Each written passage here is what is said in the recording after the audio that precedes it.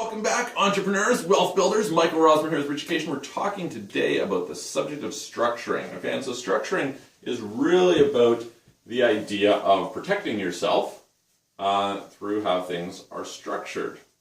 Okay, so structuring. And a few things that we want to pay attention to when it comes to structuring. One is direct ownership. Okay, direct ownership. Another is security. Another is control. What else do we have to consider with respect to structuring? Structuring could involve controls. All right, that'll be where we'll start. Okay, so this is the idea of you want to protect yourself. Okay. We're also going to talk about new structure.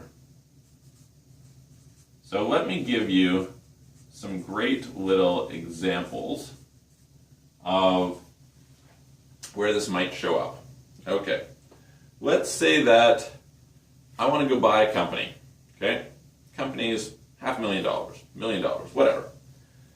And so when you buy a company, there's two ways that you can do it. One is you can buy the corporation, meaning you buy the shares, all right? And usually the seller would prefer that you buy the shares, because if you do, then they get a favorable tax rate on it, typically, okay? The second thing is you buy the assets. Maybe you agree to basically take over everything that it has and you put it into a new company, okay? So let's say that you do the former, right? You buy the shares because it's in the best interest of the person from a tax standpoint, and so often what they'll do is you can get a better deal because of that, right? So they're like, hey, I'm going to pay lower taxes, so I'm willing to take 5% decrease. So instead of, on $1 million, that's $50,000. $50,000 will buy you a bunch of vacations, right? All right, so we say, okay, I want to go and I'm going to make this thing happen. Well, what could take place then is you could end up having bought $1.5 million purchase for $950,000. How could that happen? Well, when you take over a company, you take over the liabilities of the company. So let's say there was a bunch of debt that you didn't know about. Let's say that somebody had a bad service back in the day and they come and sue the company. Now you're liable for that, or your company, which you've just bought, is liable for it, right? Versus if you go and you let's take the assets from here and put them into a new company. New company doesn't have the liabilities of the old company. It's just taken the assets over, okay? It's just said, hey, we'll rehire all your team, do all new employment contracts for them here. We'll go and we'll transfer the lease from here to here. We'll go and we will take over, all the equipment. We'll sell it and buy it over. You'll sell it, we'll buy it. All your contracts, your lists, your systems, we'll take over your web hosting, all that kind of stuff, right? We'll just transfer it all over to this new company. Now we have the peace of mind of knowing that there's no liabilities. Because the truth is, there might not be, right? Very often, there is no outstanding debt. Or there isn't going to be somebody who's going to come and sue. But what if there is? Okay? So this is where having a new structure versus an old structure is often good. Can you do that all the time? No, you can't always do it all the time, right? But it's something to be aware of if you're buying a new company or buying into an existing company. If you're buying into an existing company, it's a little bit different. So the whole idea of a corporation is it limits your liability to what you put in. So let's say that I am investing into an existing company, I put in $250,000, okay? And say I get a quarter of the company for that, 25%, right? Well, say the company gets sued, the only amount that I can lose is that $250,000, typically, as I'm protected by the corporate veil, okay? So that's great. It's still not great that the company was sued, so in my due diligence, hopefully I identified any of these sorts of risks, but that's the situation, okay? Controls we've discussed before, so structurally, I might have controls like multiple signers on bank accounts. I might say, okay, if I'm going to get involved in this deal, I have to sign the checks too. You can't have just you sign the checks, we both have to. It's joint signing authority. Okay? Every check gets signed twice. Okay, that's a control example, as an example. Sometimes what I might do is I might say there's multiple corporations involved, and I might say, okay, I'm going to keep control of the money. So this is something a friend did. A friend did a joint venture, real estate deal with someone, so he invested, and they wanted to take the people who were doing the investment, so they were doing the work, they wanted a liquidity fund of, I don't remember, $30,000 or something, right? So this friend of mine put up the money to buy the property, plus the $30,000. Well, they had the $30,000. That was one of the things he learned. He said, if he could do it again, he would keep control of the $30,000.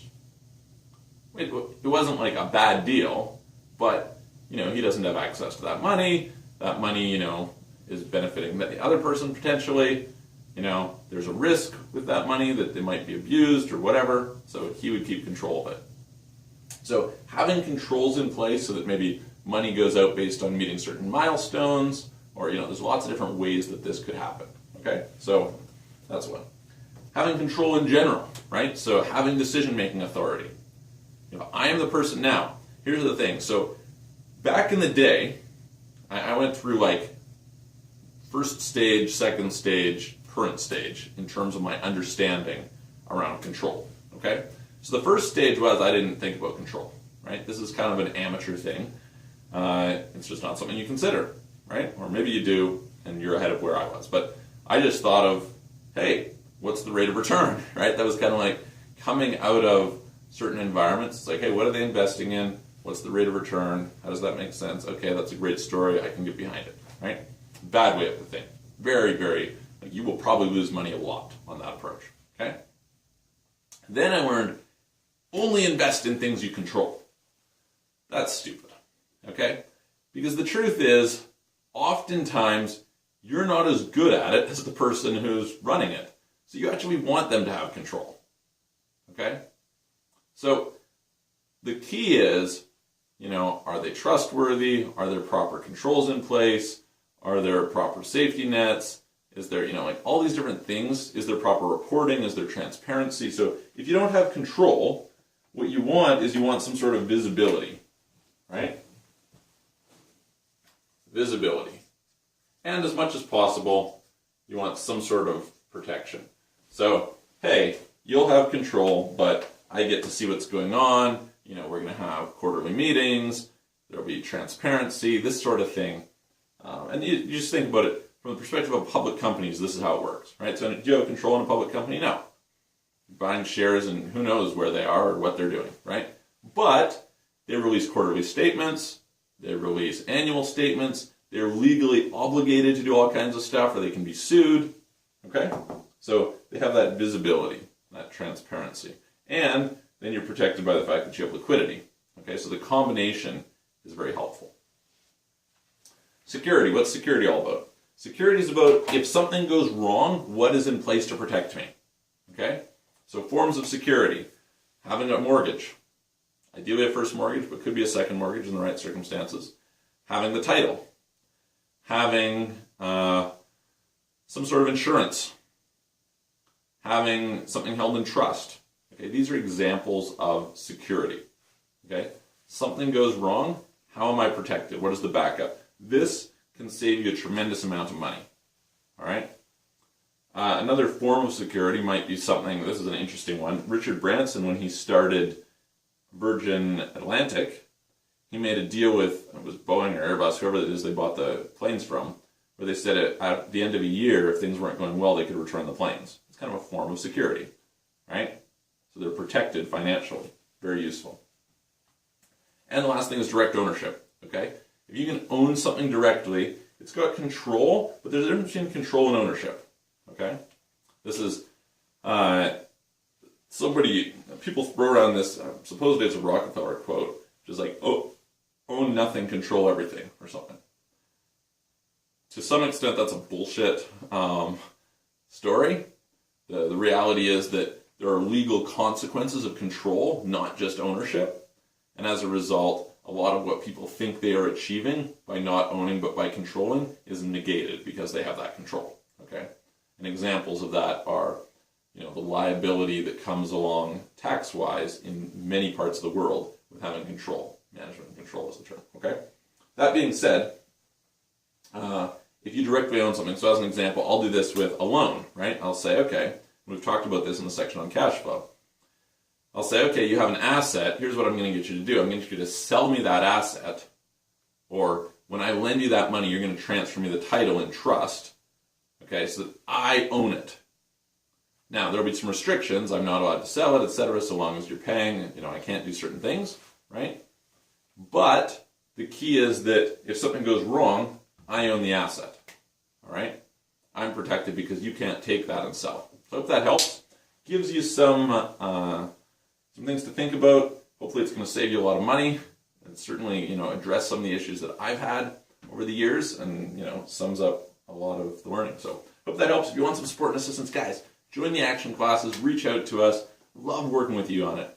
I'll see you on the next video.